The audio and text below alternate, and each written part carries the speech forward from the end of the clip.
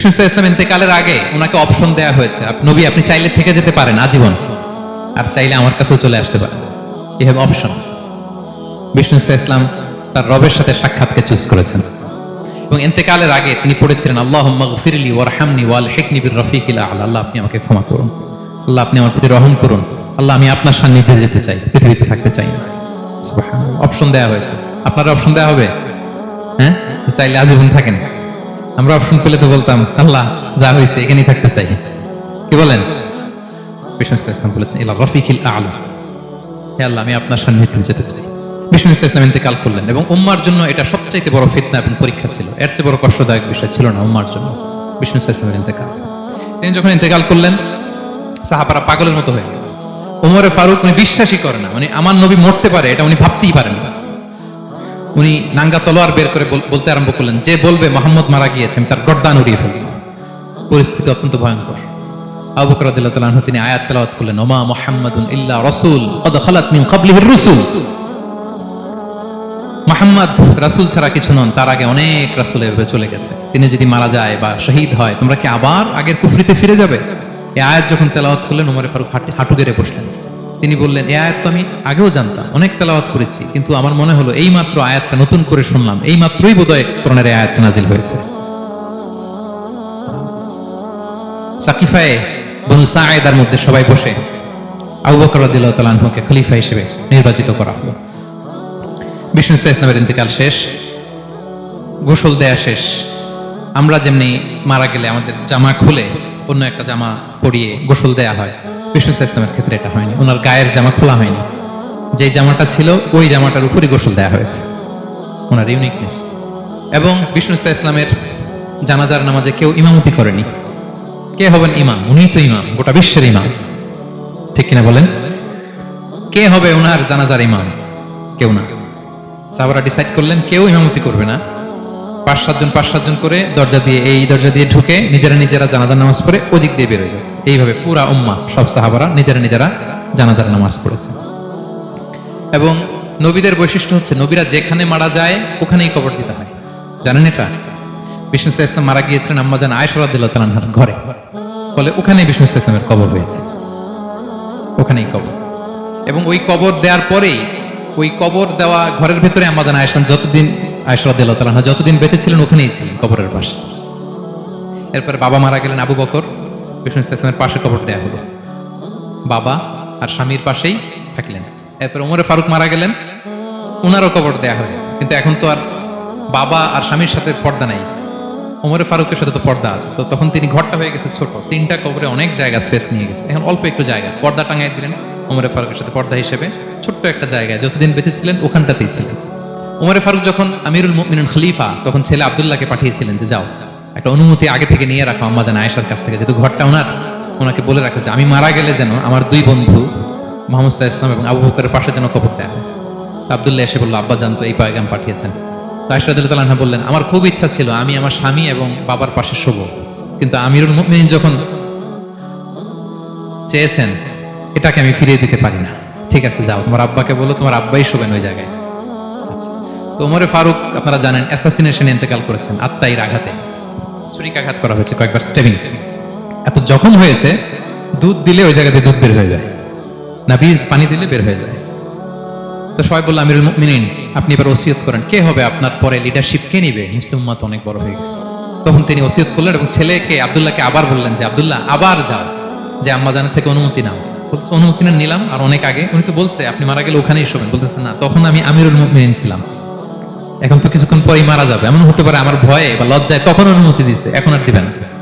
আবার যাও। আবার গেল। আয়েশা রাদিয়াল্লাহু তাআলা আনহা বললেন, না এখন আমি আগের কথার উপরে আছি, তোমার আব্বাই সেখানে শোবে। সুবহানাল্লাহ। ওমরে ফারুক ওখানে শুলেন। তখন তিনি পর্দা আরম্ভ করলেন আম্মা জান আয়েশা।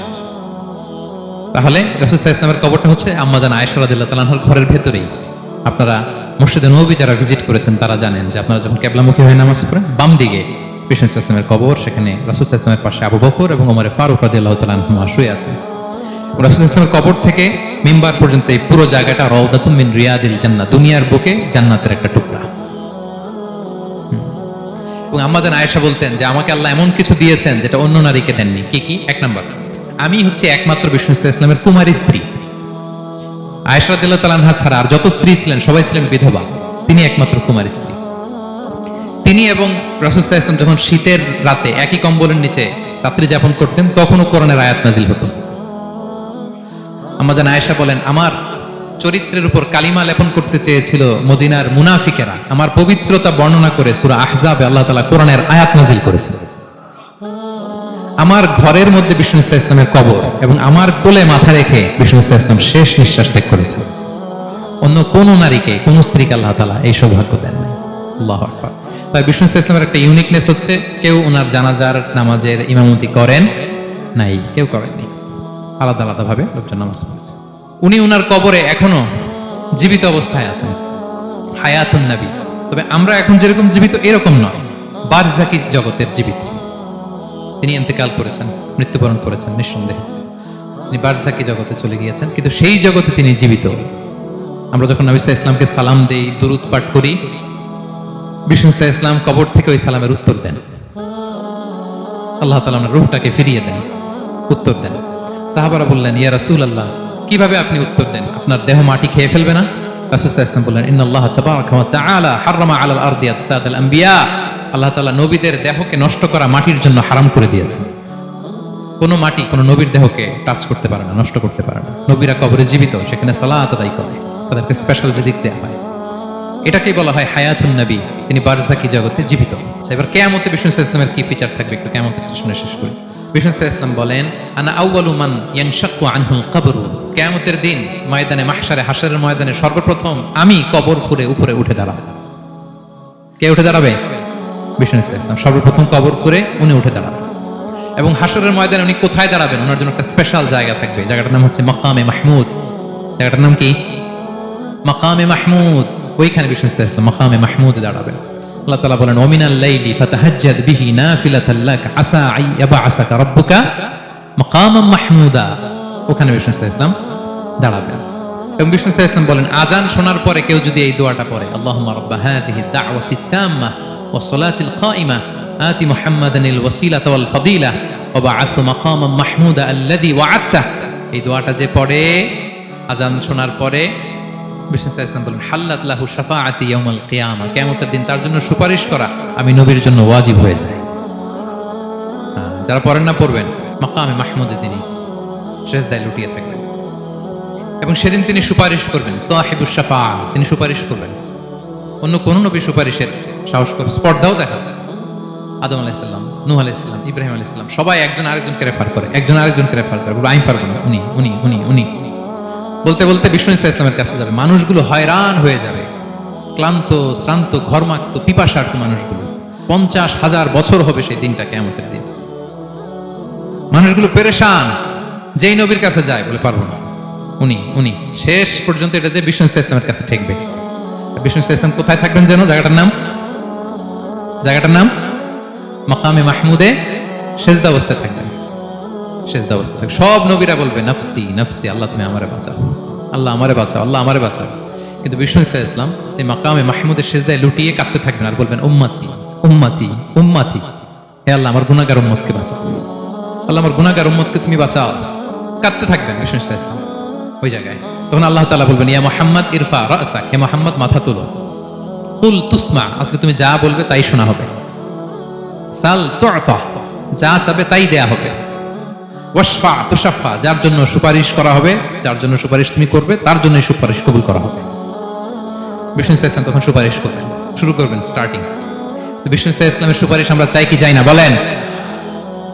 আল্লাহ তাআলা আমাদেরকে বিষ্ণু সাল্লাল্লাহু আলাইহি ওয়াসাল্লামের সুপারিশ লাভে ধন্য করুক, আমরা পড়ি আমিন। বিষ্ণু সাল্লাল্লাহু আলাইহি ওয়াসাল্লাম স্টার্ট করবেন সুপারিশ করা এবং হাউজে কাউসারের পানি বিতরণ শুরু করবেন। হাউজে কাউসারের নাম শুনেছেন? ইন্না আ'তাইনা কাল কাউসার, হে নবী আমি আপনাকে কাউসার দিয়েছি। কাউসারের একটা ব্যাখ্যা হচ্ছে প্রভূত কল্যাণ, আর একটা ব্যাখ্যা হচ্ছে এই কিয়ামতের দিন হাউজে কাউসার দেওয়া হবে বিষ্ণু সাল্লাল্লাহু আলাইহি ওয়াসাল্লামকে। এটা কত বড়? বিষ্ণু সাল্লাল্লাহু আলাইহি ওয়াসাল্লাম বলেন, হাউদি মাসিরাতু শাহর, 1 মাসের দূরত্ব। এত বড় চৌবাচ্চা হবে হাউজে কাউসারের চৌবাচ্চাটা। বিষ্ণু সাল্লাল্লাহু আলাইহি ওয়াসাল্লাম বলেন, এই মাথা থেকে ওই মাথায় পৌঁছতে 1 মাস লাগবে। কয় মাস? তার মানে সাইজে খুবই ছোট, তাই না? ছোট? আওয়াজ করে বলুন, ছোট না বড়? বিশাল বিশাল বিশাল। হাউজে কাউসারের পানিটা কেমন হবে? মা উহু আবিয়াদু মিনাল লাবান, দুধের চেয়েও সাদা, মধুর চেয়েও মিষ্টি, বরফের চেয়েও ঠান্ডা, আতিয়াবু মিনাল মিসকি, মিসকের চেয়েও সুগন্ধ সম্পন্ন, কিজানুহু কানুজুমিস সামা, আকাশের তারা যত বেশি, হাউজে কাউসারের যে পান পেয়ালা থাকবে আশেপাশে পেয়ালাগুলোর সংখ্যা আকাশের তারার চাইতেও বেশি। বিষ্ণু ইসলাম হাউজে কাউসারের পানি বিতরণ করবেন, সবাই বিশ্বাসী উম্মতেরা সেটা পান করবে, আর একবার যে পান করবে চিরকালের জন্য গলা থেকে তৃষ্ণা মিটে যাবে। সুবহানাল্লাহ। একদল এসে বলবে, ইয়া রাসূলুল্লাহ আমাদেরকে দেন, আমাদেরকে দেন। তখন ফেরেশতারা বলবে, ইয়া রাসূলুল্লাহ এদেরকে দিবেন না, কারণ ফা ইন্নাকা লা তাদরি মা আহদাসু বা'দাক, আপনি জানেন না তারা আপনার পরে আপনার দিনকে বিকৃত করেছে। কি করেছে? আপনি যে দিন ইসলাম রেখে গিয়েছেন ওইটা পালন না করে নিজের মন মতো অনেক কিছু ঢুকাইছে, লাফালাফি নাচানাচ, এরকম আছে না নাই? মন মতো বানাই নিছে। হে নবী আপনার পরে মন মতো তারা ইসলাম পালন করেছে, বিকৃত করেছে, আপনি তাদেরকে দিবেন না। নবী সাল্লাল্লাহু আলাইহি ওয়াসাল্লাম দিতে যাবেন, যখন এটা শুনবেন বলবেন সুহকান সুহকান লিমান গায়্যারা বা'দি, দূর হও দূর হও, যারা আমার পরে আমার রেখে যাওয়া দিন ইসলামকে বিকৃত করেছো তাদের জন্য হাউজে কাউসারের পানি নয়, দূর হও। ফিহি আবারিকুল যাহাবি ওয়াল ফিদ্দা, যে পান পেয়ালাগুলো এগুলো made of silver and gold, সোনা রূপা দিয়ে তৈরি। সুবহানাল্লাহ বলেন।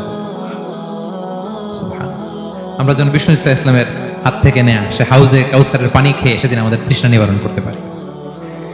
প্রিয় ভাইরা, সর্বশেষ বিষ্ণু ইসলামের সর্বশেষ যে ফিচার সেটা হচ্ছে বিষ্ণু ইসলাম বলেন, আনা আউয়ালু কারিই বাবিল জান্নাহ, I am the first one who knock the door of paradise, আমি হচ্ছি ওই ব্যক্তি যে সর্বপ্রথম আল্লাহর জান্নাতের দরজায় যে নক করবে।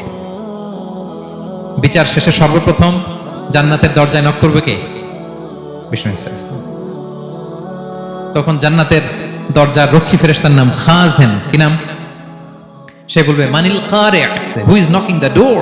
তখন বিষ্ণু ইসলাম বলবেন আনা মুহাম্মদ রাসূলুল্লাহ, আমি মুহাম্মদ রাসূলুল্লাহ বলছি। তখন খাজেন বলবে আহলান ওয়া সাহলান, আপনার জন্যই আমি অপেক্ষা করতেছি, আল্লাহ বলে দিয়েছেন আপনার আগে কারো জন্য যেন জান্নাতের দরজা খোলা না হয়।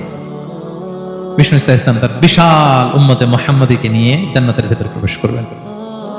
আমরাও যেন সেই সৌভাগ্যবান কাফেলার ভিতরে থাকতে পারি, আমরা যেন বিষ্ণু ইসলামের সেই বিশাল কাফেলা একসাথে থেকে আমাদের পেয়ারা হাবিবের সাথে আল্লাহর জান্নাতে ঢুকতে পারি। আমরা সবাই পড়ি আমিন।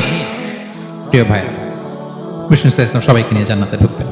তাহলে এই যে 20টা পয়েন্ট আপনাদের সাথে শেয়ার করেছি, এগুলো হচ্ছে distinctive characteristics of prophet Muhammad সাল্লাল্লাহু আলাইহি ওয়াসাল্লাম।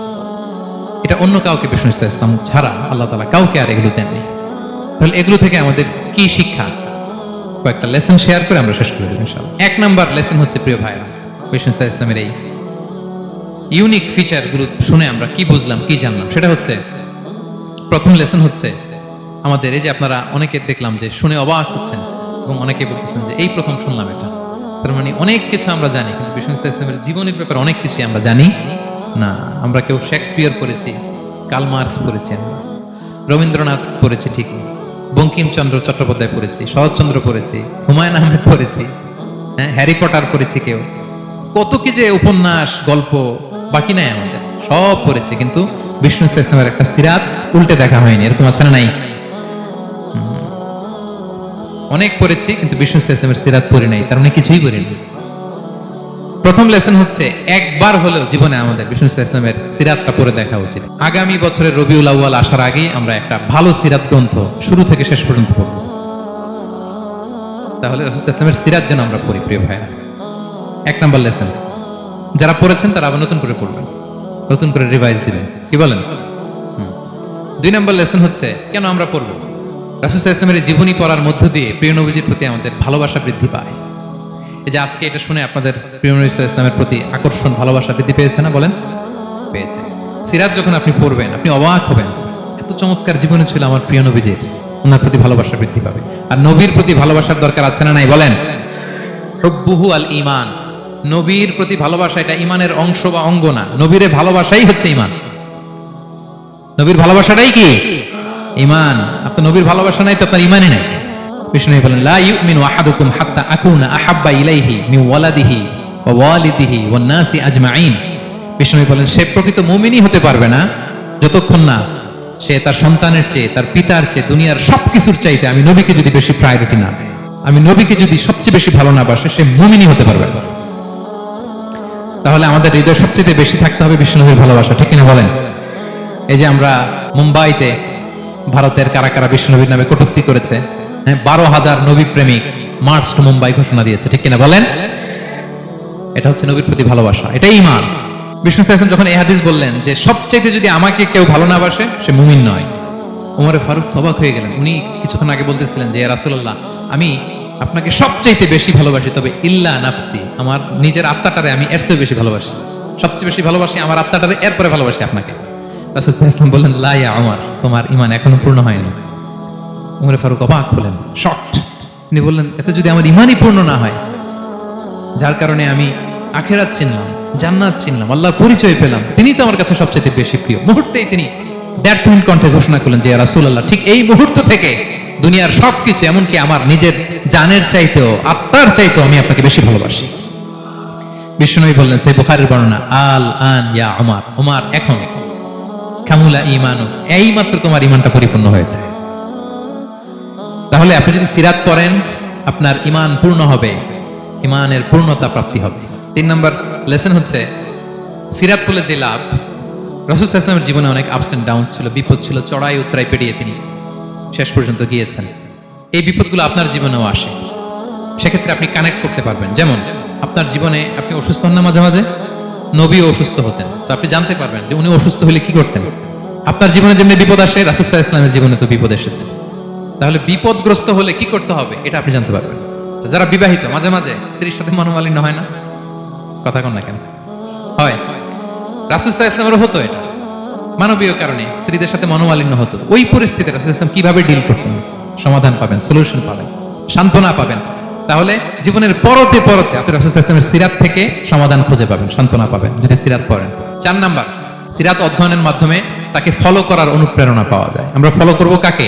মুহাম্মদ সাল্লাল্লাহু, আমরা হচ্ছে তার ফলোয়ার, মুহাম্মদ সাল্লাল্লাহু আলাইহি ওয়াসাল্লামের ফলোয়ার, ঠিক কিনা বলেন? এবং আল্লাহর ভালোবাসা যদি আমরা পেতে চাই, আল্লাহ বলেন ফাত্তাবিউনি ইউহিব্বুকুমুল্লাহ, যদি আল্লাহর ভালোবাসা চাও নবী সাল্লাল্লাহু আলাইহি ওয়াসাল্লামের অনুসরণ করো, এটা আবশ্যক, করতেই হবে। তাহলে সিরাত যদি আমরা পাঠ করি, তার বিষ্ণু সাল্লাল্লাহু আলাইহি ওয়াসাল্লামকে অনুসরণ করার প্রেরণা আমাদের মধ্যে আসবে। সবশেষ কথা হচ্ছে তার প্রতি ভালোবাসার নমুনা হিসেবে আমরা যেন তার প্রতি বেশি বেশি দুরূদ শরীফ পড়ি। আল্লাহুম্মা সাল্লি ওয়া সাল্লিম ওয়া বারিক আলাইহি সাল্লাল্লাহু আলাইহি ওয়া সাল্লাম। আল্লাহুম্মা সাল্লি আলা মুহাম্মদ ওয়া আলা আলি মুহাম্মদ কামা সাল্লাইতা আলা ইব্রাহিম ওয়া আলা আলি ইব্রাহিম ইন্নাকা হামিদুম মাজিদ। আল্লাহুম্মা বারিক আলা মুহাম্মদ ওয়া আলা আলি মুহাম্মদ কামা বারাকতা আলা ইব্রাহিম ওয়া আলা আলি ইব্রাহিম ইন্নাকা হামিদুম মাজিদ। পারেন না এগুলো আপনারা? যে যেটা পারেন বেশি বেশি দুরূদ পড়বেন। দুরূদ এটা এমন ইবাদত, এই ইবাদত আল্লাহ নিজেও করে, ফেরেশতাদেরও করতে বলে, আমাদেরও করতে বলে। ইন্নাল্লাহা ওয়া মালাইকাতাহু ইউসাল্লুনা আলান নবী, আল্লাহ এবং ফেরেশতা ওনারাও রাসূল সাল্লাল্লাহু আলাইহি ওয়াসাল্লামের উপর দুরূদ পাঠায়। হে বিশ্বাসীরা, ইয়া আইয়ুহাল্লাযীনা আমানু সাল্লু আলাইহি ওয়া সাল্লিমু তাসলিমা। আল্লাহুম্মা সাল্লি ওয়া সাল্লিম ওয়া বারিক আলাইহি। রাসূল সাল্লাল্লাহু আলাইহি ওয়াসাল্লামের উপর বেশি বেশি দুরূদ পাঠ করতে হবে। একবার যে দুরূদ পড়ে আল্লাহ বলে তার উপর আমি 10টা রহমত নাযিল করি। বিশেষ করে জুমার দিনে রাসূল সাল্লাল্লাহু আলাইহি ওয়াসাল্লামের প্রতি আমরা যেন বেশি বেশি দুরূদ পড়ি। কোন দিনে মনে থাকবে? জুমার দিনে এক সুন্নাত হচ্ছে সূরা কাহাফ তেলাওয়াত করা, আর একটা সুন্নাত হচ্ছে বেশি বেশি বিষ্ণু সাল্লাল্লাহু আলাইহি ওয়াসাল্লামের উপর কি পড়া? দুরূদ পাঠ করা। মনে থাকবে তো? তাহলে প্রিয় ভাইরা, আসুন আমরা প্রতিজ্ঞা করি, আমরা বিষ্ণু সাল্লাল্লাহু আলাইহি ওয়াসাল্লামের একটা ভালো সিরাত গ্রন্থ শুরু থেকে শেষ পর্যন্ত আগামী রবিউল আউয়াল মাস আসার আগে আমরা পড়ব। জীবনের প্রতিটি ক্ষেত্রে নবী সাল্লাল্লাহু আলাইহি ওয়াসাল্লামের অনুসরণ করব। হ্যাঁ, পারা যাবে? ফ্যামিলিতে, সমাজে, রাজনৈতিক ময়দানে, সব জায়গায় বিষ্ণু সাল্লাল্লাহু আলাইহি ওয়াসাল্লামের অনুসরণের দরকার আছে না নাই? তাকেই অনুসরণ করতে হবে।